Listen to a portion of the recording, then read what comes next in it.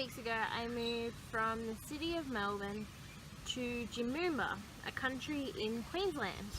In 3 weeks, I've had to learn a new area, I've changed jobs twice, and I've had to adapt to new weather. But nothing had prepared me for what was about to come.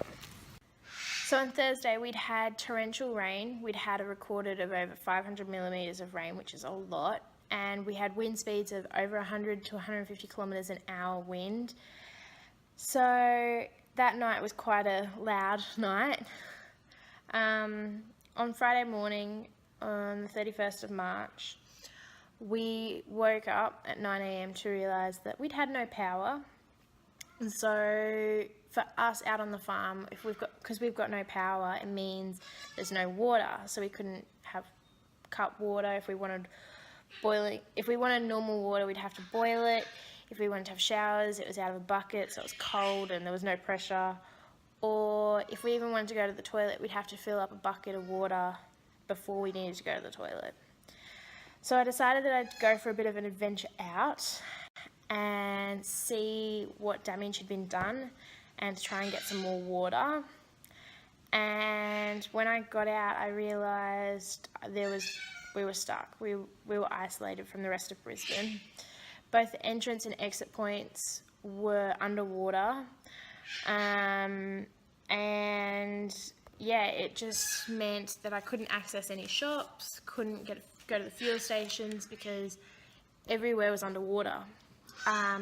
So much water had fallen down that there was no quick way to get rid of it, which then caused the flooding.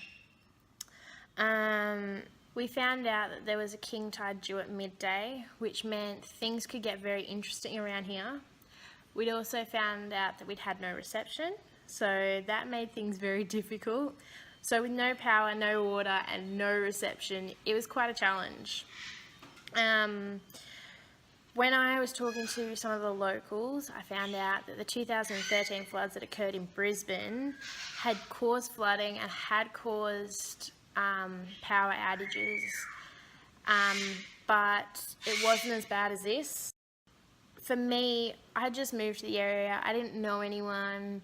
Having very limited food and water and electricity, it was really a challenge, and it was something I had to adapt to very, very quickly. Cyclone Debbie had definitely left an impact on Jimboomba, but it left an impact on me. I learnt the importance of preparation. Preparation is key to everything. And I also learnt the importance of convenience. And I learnt that we need to be grateful for convenience, because these next few days are going to be very, very interesting.